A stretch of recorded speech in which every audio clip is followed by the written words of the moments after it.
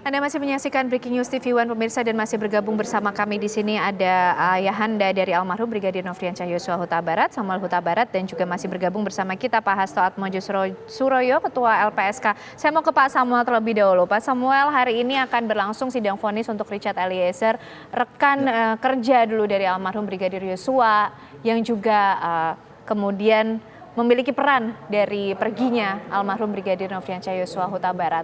Harapan dari keluarga untuk vonis hari ini terhadap Richard Eliezer, dan mungkin Pak ada cerita-cerita yang bisa dibagikan kepada pemirsa TV One. Ya, sebagai cerita yang pertama diutarakan almarhum Joshua di waktu dia pulang ke Jambi di tahun 2022 yang lalu, pas waktu itu acara Tahun Baruan dan Natal, dia sempat bercerita di rumah bahwa di rumah Pak Ferdisambo itu tambah personil. Tapi personil ini adalah orang-orang tamtama katanya. Ada yang dari Manado. Loh, sempat saya tanya, kok jadi tamtama bang, kok nggak Bintara? Ya, itu kan ada keperluan tersendiri-sendiri Pak. Jadi bersama saya sekarang seorang tamtama, orang Manado, membilangkan si Eliezer. Jadi kami satu kamar. Selama ini kan bahwa si almarhum hanya dialah ajudan yang ada kamarnya di rumah Saguling, di rumah Pak Ferdisambo. Jadi menurut cerita almarhum waktu itu, jadi mereka berdua dengan si Eliezer. Jadi dia dari mana? Dari Manado. Dia tamtama Pak. Rencana dia memang mau driver katanya. Oh ya udahlah. Udahlah.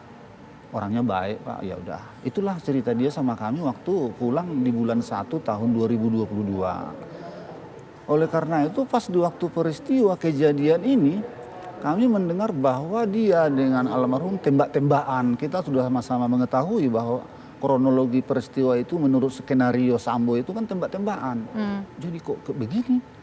Kok jadi kawan satu kamar, tembak-tembakan, ada apa ini? Kami tidak percaya begitu mendengar berita bahwa tembak-tembakan, sama sekali tidak percaya. Kami makanya tidak percaya naluri kita selaku orang tua. Tidak mungkin, tidak mungkin, tidak tembak-tembakan. Pasti ini dibunuh. Itu yang kami bilang.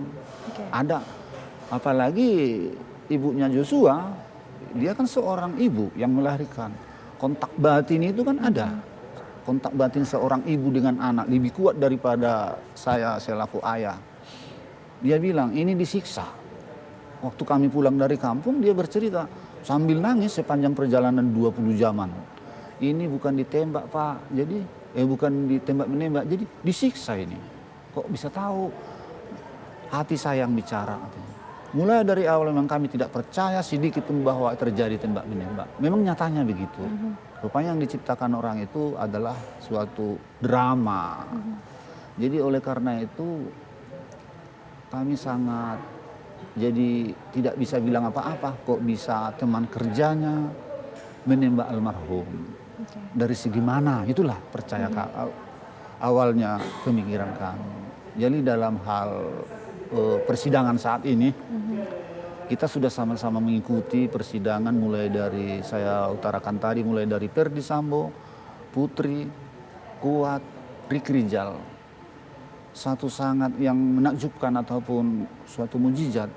Jauh dari tuntutan jaksa penuntut umum, kenaikannya boleh dikatakan buat Putri 3 kali lipat. Kalau boleh kita katakan 3 kali lipat, hampir.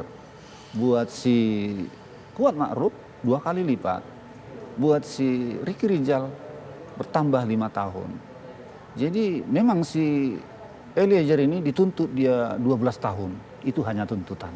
Mari kita berdoa agar yang putusan hakim nanti yang seadil-adilnya. Saya percaya itu. Oke, baik. Saya mau kembali ke Pak Hasto. Pak Hasto, harapan dari keluarga ini yang seadil-adilnya untuk Richard Eliezer. Kalau dari LPSK kemudian yang mengawal perjalanan dari Richard Eliezer sebagai justice collaborator dengan tuntutan 12 tahun dari jaksa penuntut umum, artinya JPU ini tidak melihatkah status dari justice collaborator kemudian yang diajukan LPSK untuk mempertanggungjawabkan kesaksian dari Richard Eliezer, Pak?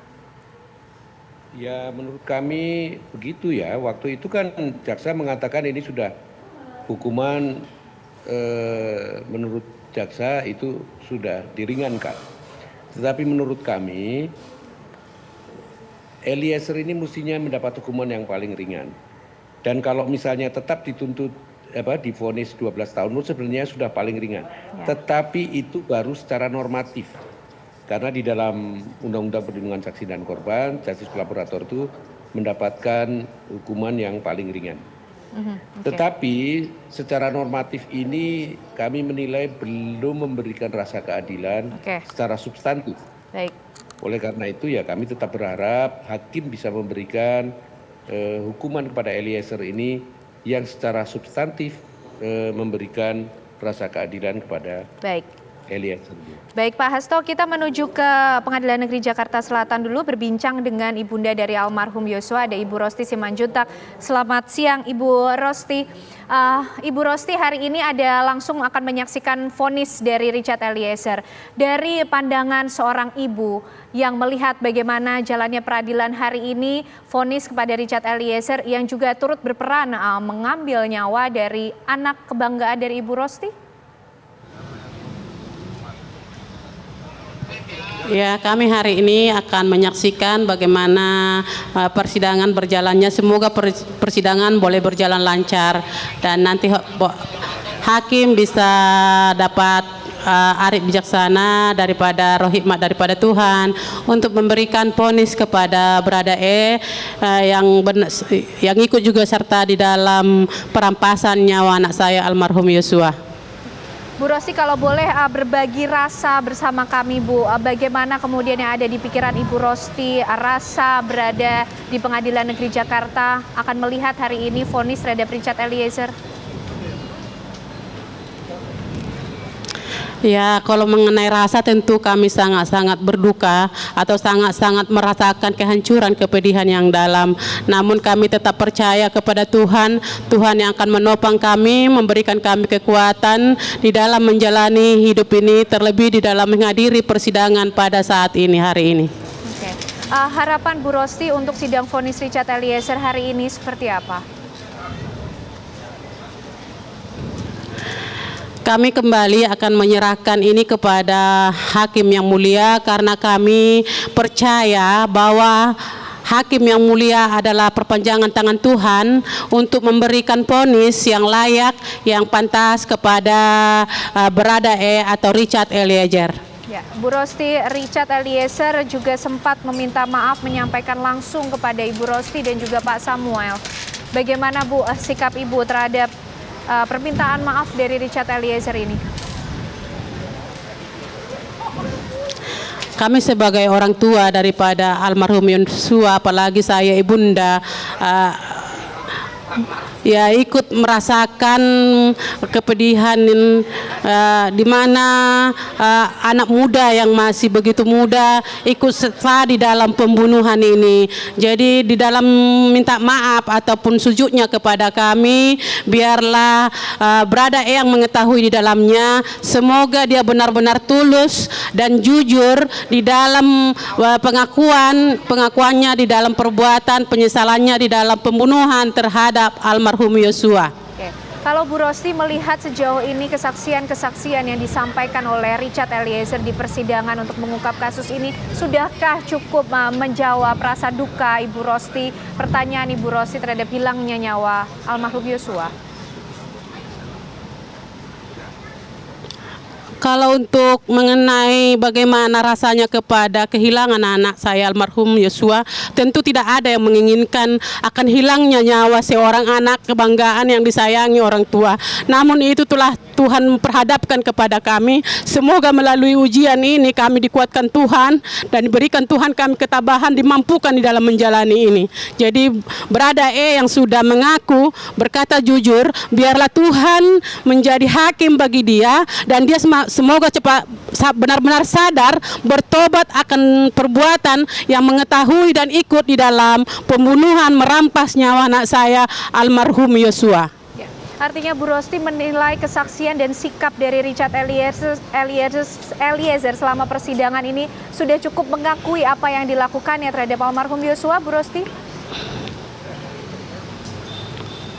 Soal cukup tidaknya itu kami kan tidak ada di dalamnya. Yang mengetahui adalah Brada E. Tadi udah saya kembali ke belakang, sudah saya katakan kejujuran itu adalah orangnya sendiri yang tahu apa di dalamnya. Semoga perkataan jujurnya itu Tuhan melihat dan Tuhan akan memperhitungkan di dalam kejujurannya, dan semoga dia bertobat. Jangan lagi ada anak muda yang mau terpengaruh dengan akan janji-janji maupun iming-iming yang menggiurkan, yang menyesatkan, menjerumuskan dirinya untuk berbuat yang tidak baik, terlebih di dalam untuk di negara ini, terlebih untuk masa depannya dan keluarganya. Baik, Bu Rosti Simanjuta, kita akan tunggu bagaimana vonis hakim untuk Richard Eliezer hari ini atas tindakannya dalam kasus pembunuhan berencana Brigadir Nofriansyah Yosua Huta Barat. Pemirsa, sesaat lagi Breaking News TV One masih akan kembali hadir untuk Anda.